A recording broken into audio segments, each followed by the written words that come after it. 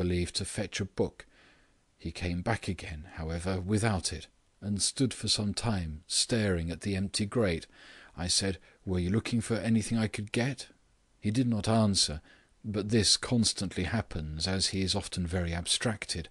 I repeated my question, and still he did not answer. Sometimes he is so wrapped up in his studies that nothing but a touch on the shoulder would make him aware of one's presence. So I came round the table towards him. I really do not know how to describe the sensation which I then had. It seems simply silly, but at the moment it seemed something enormous, upsetting one's brain. The fact is, James was standing on one leg. Grant smiled slowly, and rubbed his hands with a kind of care. "Standing on one leg?" he repeated. "Yes," replied the dead voice of the woman, without an inflection to suggest that she felt the fantasticality of her statement. "He was standing on the left leg, and the right drawn up at a sharp angle, the toe pointing downwards. I asked him if his leg hurt him. His only answer was to shoot the leg straight at right angles to the other, as if pointing to the other with his toe to the wall. He was still looking quite gravely at the fireplace. 'James, what is the matter?' I cried, for I was thoroughly frightened. James gave 3 kicks in the air with the right leg, flung up the other, gave 3 kicks in the air with it also, and spun round like a teetotum the other way. 'Are you mad?' I cried. 'Why don't you answer me?' He had come to a standstill facing me, and was looking at me as he always does, with his lifted eyebrows and great spectacled eyes. When I had spoken, he remained a second or two motionless, and then his only reply was to lift his left foot slowly from the floor and describe circles with it in the air. I rushed to the door and shouted for Christina. I will not dwell on the dreadful hours that followed. All 3 of us talked to him, implored him to speak to us with appeals that might have brought back the dead, but he has done nothing but hop and dance and kick with a solemn, silent face. It looks as if his legs belonged to someone else or were possessed by devils. He has never spoken to us from that time to this." "Where is he now?" I said, getting up in some agitation. "We ought not to leave him alone." "Dr. Coleman is with him," said Miss Chadd calmly. "They are in the garden. Dr. Coleman thought the air would do him good, and he can scarcely go into the street." Basil and I walked rapidly to the window which looked out on the garden. It was a small and somewhat smug suburban garden, the flower-beds a little too neat and like the pattern of a coloured carpet, but on this shining and opulent summer day even they had the exuberance of something natural, I had said almost tropical. In the middle of a bright and verdant but painfully circular lawn stood 2 figures. One of them was a small, sharp-looking man with black whiskers and a very polished hat, I presume Dr. Coleman, who was talking very quietly and clearly, yet with a nervous twitch, as it were, in his face. The other was our old friend, listening with his old forbearing expression and owlish eyes, the strong sunlight gleaming on his glasses as the lamplight had gleamed the night before, when the boisterous Basil had rallied him on his studious decorum. But for one thing, the figure of this morning might have been the identical figure of last night. That one thing was that while the face listened reposefully, the legs were industriously dancing like the legs of a marionette. The neat flowers and the sunny glitter of the garden lent an indescribable sharpness and incredibility to the prodigy of the head of a hermit and the legs of a harlequin. For miracles should always happen in broad daylight. The night makes them credible, and therefore commonplace. The second sister had by this time entered the room, and came somewhat drearily to the window.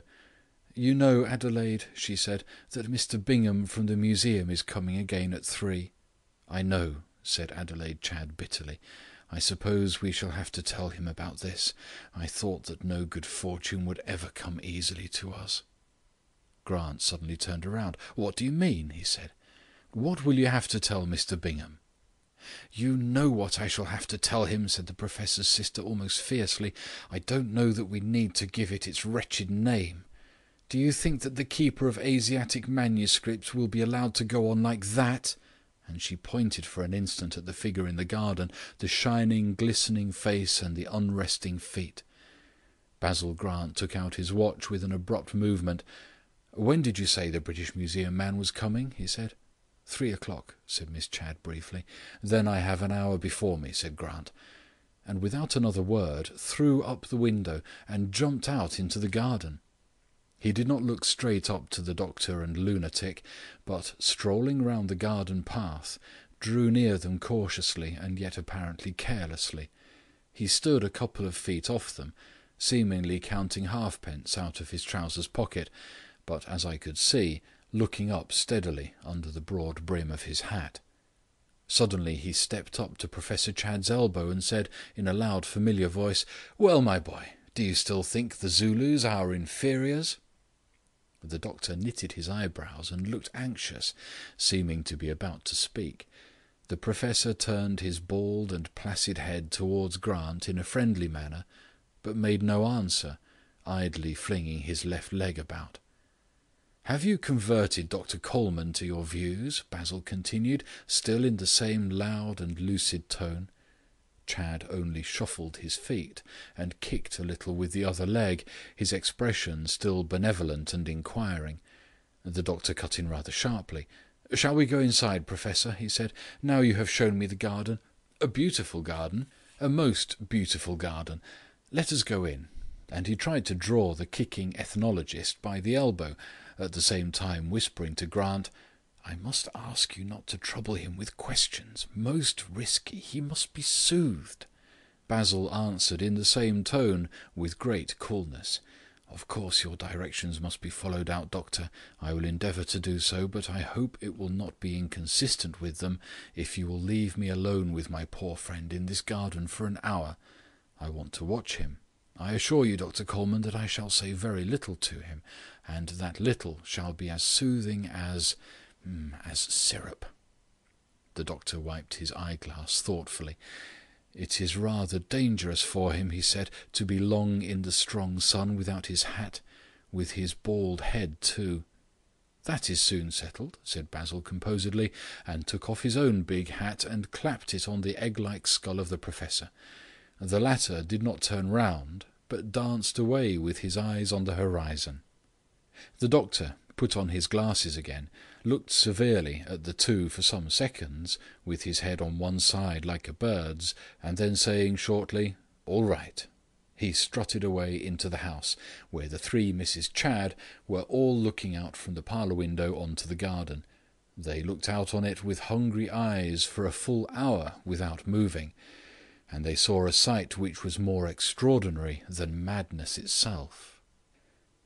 Basil Grant addressed a few questions to the madman, without succeeding in making him do anything but continue to caper, and when he had done this, slowly took a red notebook out of one pocket and a large pencil out of another. He began hurriedly to scribble notes. When the lunatic skipped away from him, he would walk a few yards in pursuit, stop and take notes again. Thus they followed each other round and round the foolish circle of turf, the one writing in pencil with the face of a man working out a problem, the other leaping and playing like a child. After about 3/4 of an hour of this imbecile scene, Grant put the pencil in his pocket, but kept the notebook open in his hand, and walked round the mad Professor, planting himself directly in front of him. Then occurred something that even those already used to that wild morning had not anticipated or dreamed. The Professor, on finding Basil in front of him, stared with a blank benignity for a few seconds, and then drew up his left leg and hung it bent in the attitude that his sister had described as being the first of all his antics. And the moment he had done it, Basil Grant lifted his own leg and held it out rigid before him, confronting Chadd with the flat sole of his boot. The Professor dropped his bent leg, and swinging his weight onto it, kicked out the other behind, like a man swimming. Basil